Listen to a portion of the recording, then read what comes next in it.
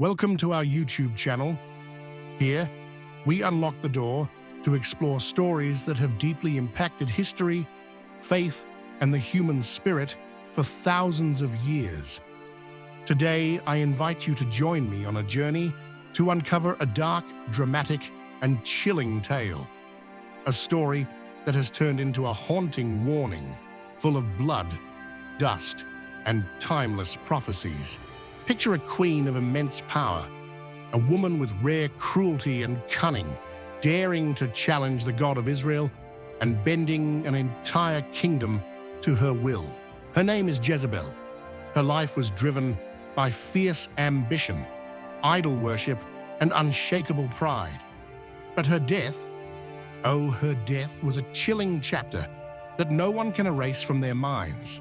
Have you ever wondered what happens when someone dares to oppose divine will? What if I told you that Jezebel's fate was so dreadful, it is considered one of the most terrifying moments in the Bible? A queen thrown from the palace window, her body trampled by horses, then devoured by stray dogs, all predicted with shocking accuracy. This is not just an ancient tale. This is a powerful saga of justice, revenge, and the invincible will of God. Prepare yourself, because in the next few minutes, we'll turn the pages of Jezebel's tragic end, a story that will leave you in shock, reflection, and perhaps a little disturbed. Are you ready to see how far evil can go before it is completely shattered? Let's begin. And don't forget to like this video if you find it helpful. You know that YouTube's algorithm favors videos with more likes, so help me spread this video to a larger audience. I appreciate you so much. Let's rewind the clock to thousands of years ago to a lively city called Jezreel, the heart of the northern kingdom of Israel. This was long before Christ's time, in an era when the land was a crossroads of verdant vineyards, majestic palaces, and power struggles. Jezreel was not just a city, it symbolized prosperity and was also a battleground for fierce spiritual battles. In this context, Jezebel enters history not as an Israelite native, but as a foreigner, a princess from Sidon, a city in the distant Phoenician land located hundreds of miles north of Israel. Jezebel was the daughter of Ethbaal, a Phoenician king, a people known for their commerce, seafaring expertise, and extraordinary wealth.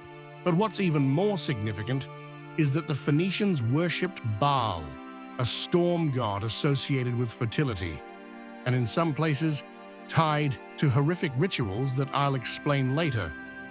When Jezebel married King Ahab of Israel, it wasn't just a marriage between two individuals, it was a strategic political alliance meant to strengthen the power of both kingdoms.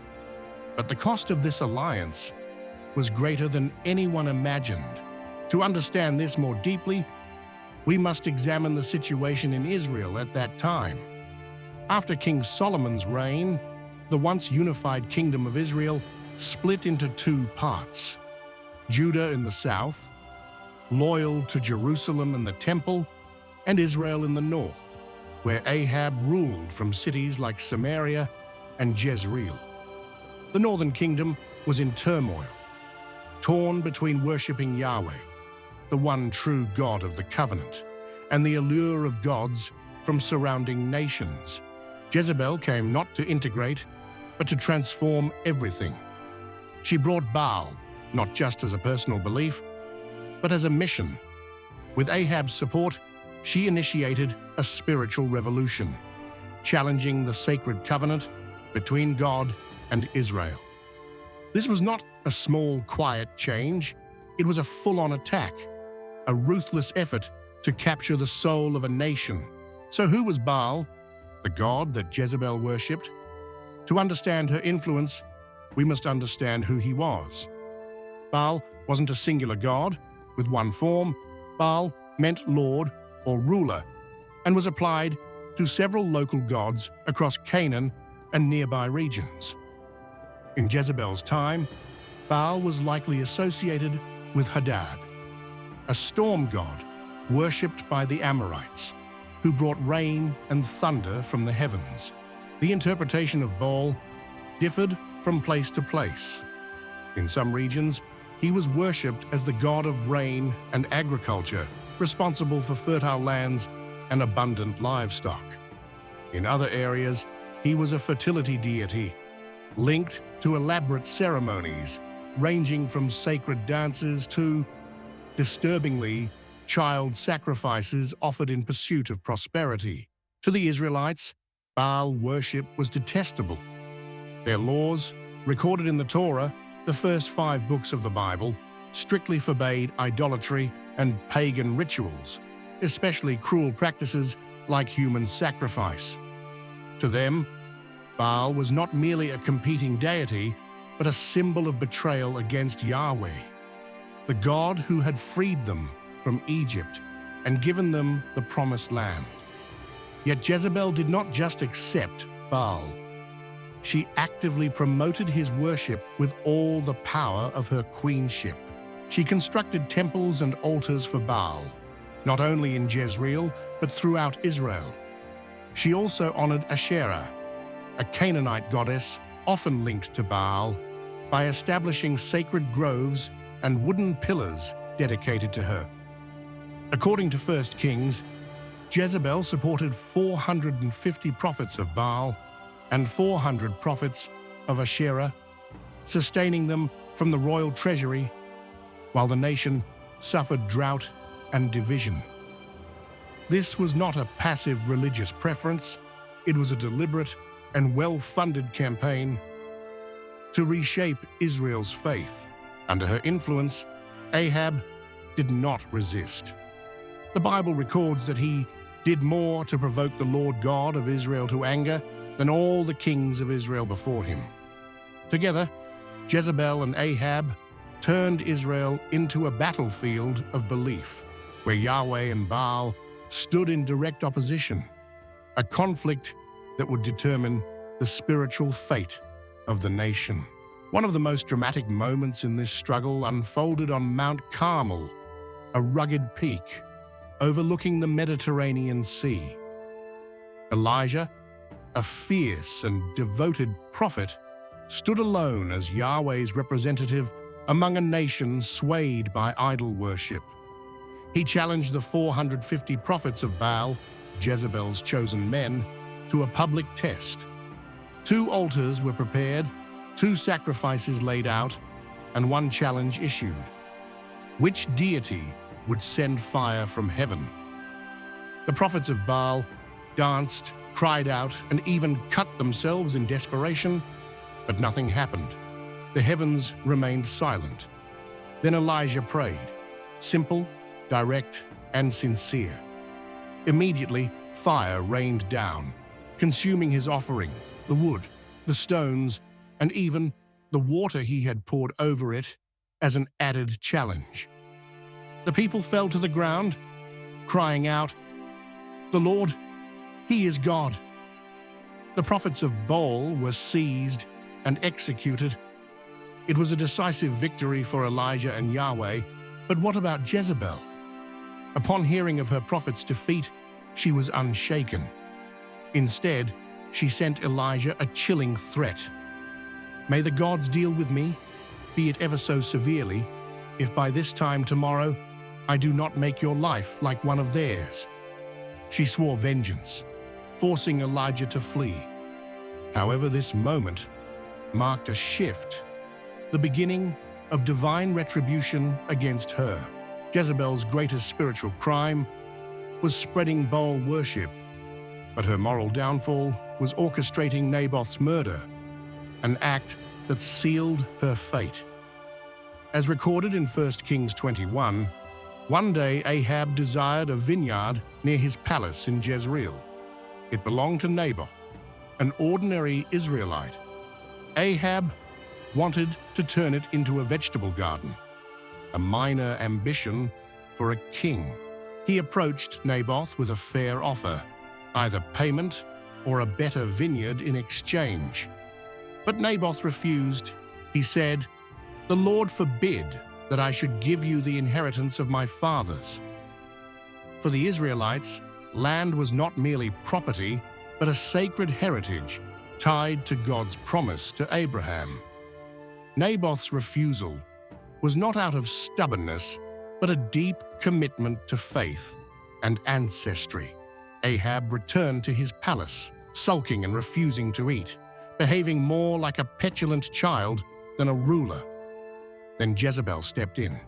Seeing him in this state, she asked, "Why are you so upset?" Ahab explained his grievance. Jezebel's response was cold, calculated, and ruthless. "Are you not the king of Israel? Get up, eat, and cheer up. I will get you Naboth's vineyard." To her, no commoner would stand in her way or in the way of her husband. What followed was a display of cunning deception. Jezebel wrote letters in Ahab's name, sealed them with his royal insignia, and sent them to the elders and nobles of Jezreel. In those letters, she ordered a public fast, a seemingly religious act to conceal her sinister scheme. She instructed them to seat Naboth in a position of honor, then hire 2 scoundrels to falsely accuse him of cursing God and the king. Under Israelite law, blasphemy was a capital offense, punishable by stoning. Jezebel's plan played out flawlessly. The elders, out of fear or greed, followed her orders. False witnesses came forward. Naboth was dragged outside the city and stoned to death, his lifeless body left in the dirt. With no opposition, Ahab marched in and claimed the vineyard for himself. But take a moment to reflect. Jezebel didn't just orchestrate a murder, she manipulated Israel's justice system. The law required 2 witnesses to ensure fairness. Jezebel provided 2 liars. The fast should have been an occasion to seek God's favor.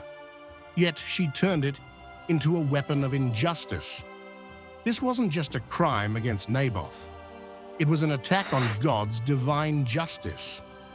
And as we will see, God would not let it go unpunished. News of Naboth's murder soon reached Elijah, the unflinching prophet who never feared confronting kings.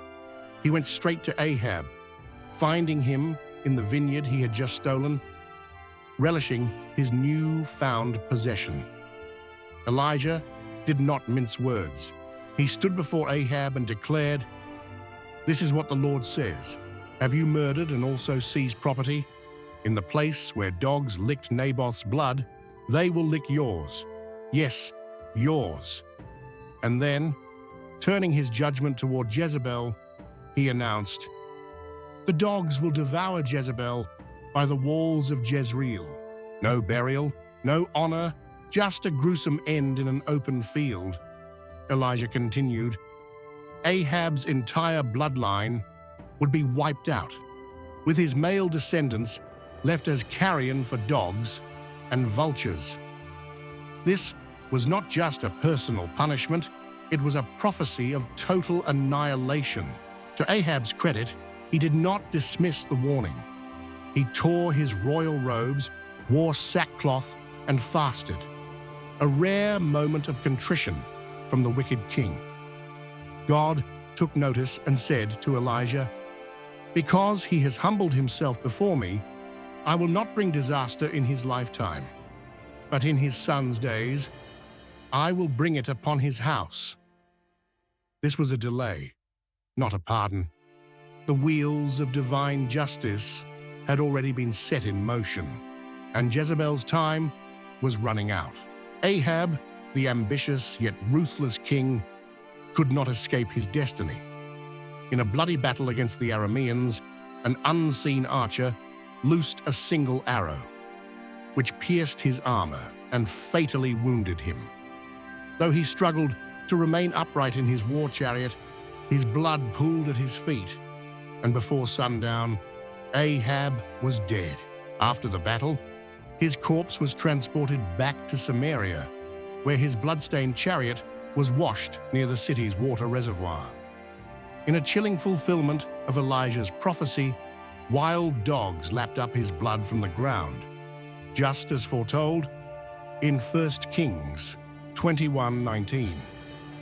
Ahab's death marked not just the fall of a ruler, but the beginning of a chaotic period in Israel's history.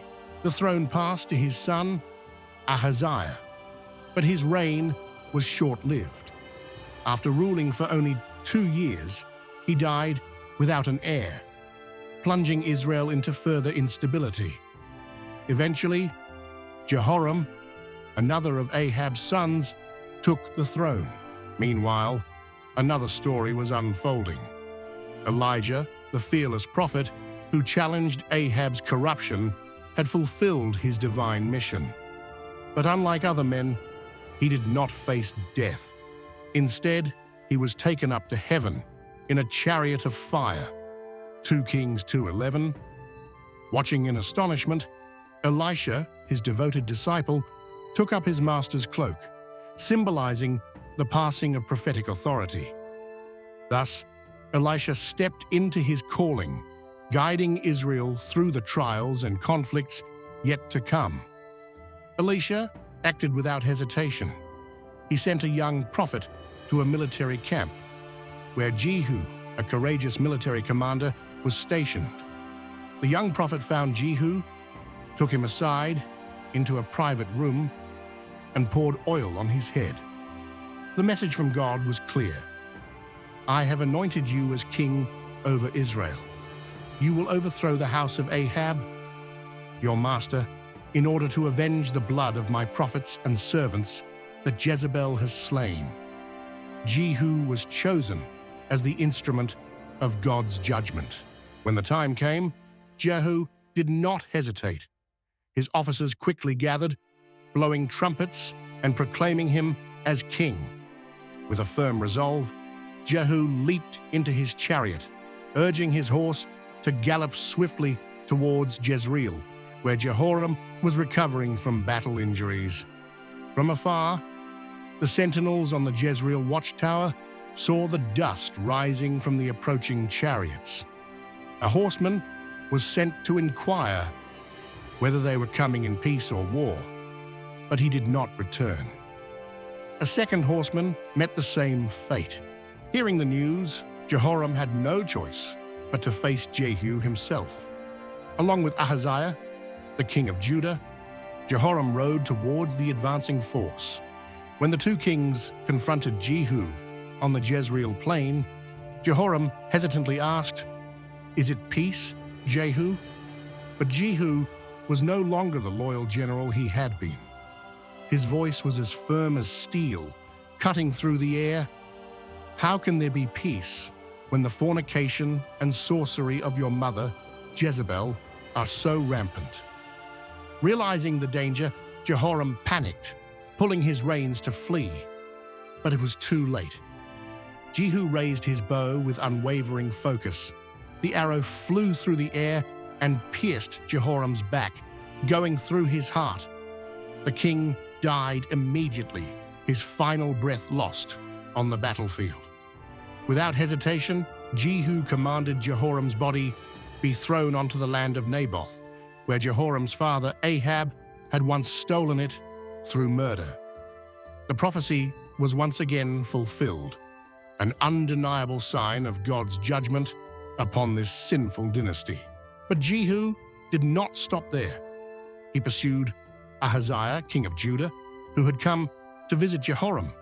Ahaziah, too, met his end at Jehu's hands. However, the most significant target remained in Jezreel, Jezebel, the mastermind behind it all. When Jezebel heard that Jehu was coming, she did not flee or beg for mercy. Instead, she prepared herself for death with an almost admirable defiance, if it weren't so chilling. She painted her eyes with kohl, styled her hair carefully, and stood tall at the upper window of the palace, looking down as Jehu's chariot passed through the city gates.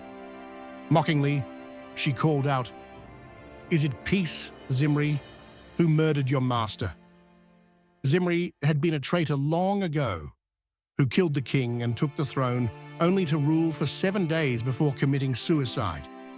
She mocked Jehu, daring him to prove he would last longer. What was going through her mind in that moment? Did she hope to intimidate Jehu, planting doubt in his mind?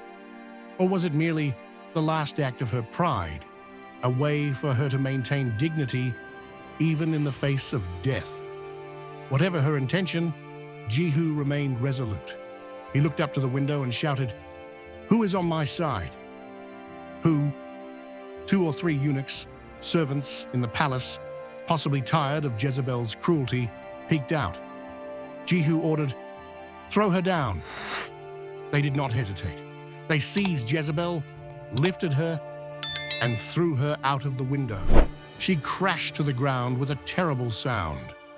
Her blood splattered across the palace walls and the horses below. Jehu urged his chariot forward, and the hooves of his horses trampled her broken body into the earth. It was a brutal, unceremonious death. The queen who had once instilled fear in a nation was now nothing but a shattered heap in the dirt. After ordering Jezebel's execution, Jehu entered the palace and calmly ate and drank, as if the event was just another ordinary day. However, perhaps out of a late respect for her royal status, he said, "Look at this cursed woman and bury her, for she is the daughter of a king." His soldiers went out to retrieve her body, but when they arrived, they found nearly nothing. The dogs had come first. All that remained were her skull, her feet, and her hands. The rest had been consumed and scattered across the field. They reported back, and Jehu nodded, unbothered. He said, "This is the word of the Lord, which he spoke through his servant Elijah the Tishbite.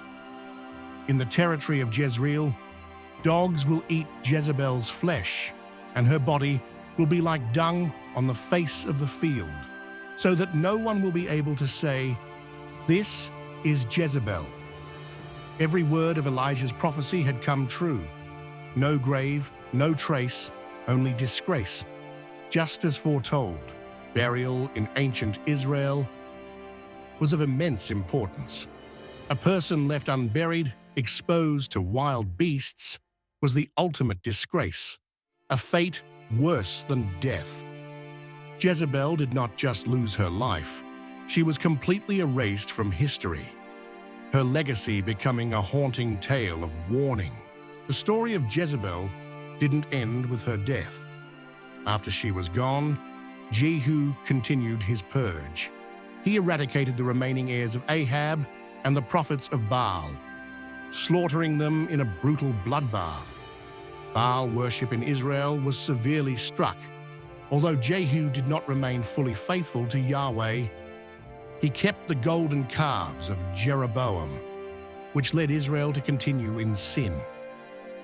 Nevertheless, Jezebel's death marked a defining moment. It drew a firm line. God's justice cannot be mocked. Jezebel's name lives on, but not as she intended. In the New Testament, Revelation 2 mentions a false teacher in Thyatira named Jezebel, accused of leading believers into sin. In chapter 17, the image of a woman intoxicated with the blood of saints calls to mind Jezebel's persecution of God's prophets. She became a symbol not just of idolatry, but of rebellion against divine will, a warning firmly planted in Scripture. Today, the name Jezebel is often used as an insult, describing a manipulative or wicked woman, sometimes unfairly. Some modern interpretations attempt to reframe her as a feminist figure, a powerful queen defeated by a patriarchal system. But in the biblical context, her story is not about gender or power. The issue lies in her actions: murder, idolatry, oppression, that led to her demise. The historical context is important, but the Bible's message is clear. Jezebel opposed God, and she lost. What does this story teach us? It reflects a profound lesson. Power is tempting, but if used unjustly, it will fall. Justice may be delayed, but it is never forgotten. From Naboth's vineyard to the window where Jezebel fell, there is a thread of accountability that runs through it all. A reminder that no one escapes the consequences of their choices, and that is the tragic, unforgettable conclusion to Jezebel's story, one of the most memorable deaths in the Bible. From her rise as a powerful foreign queen to her fall at Jehu's hands, her story is a whirlwind of drama, prophecy, and divine judgment.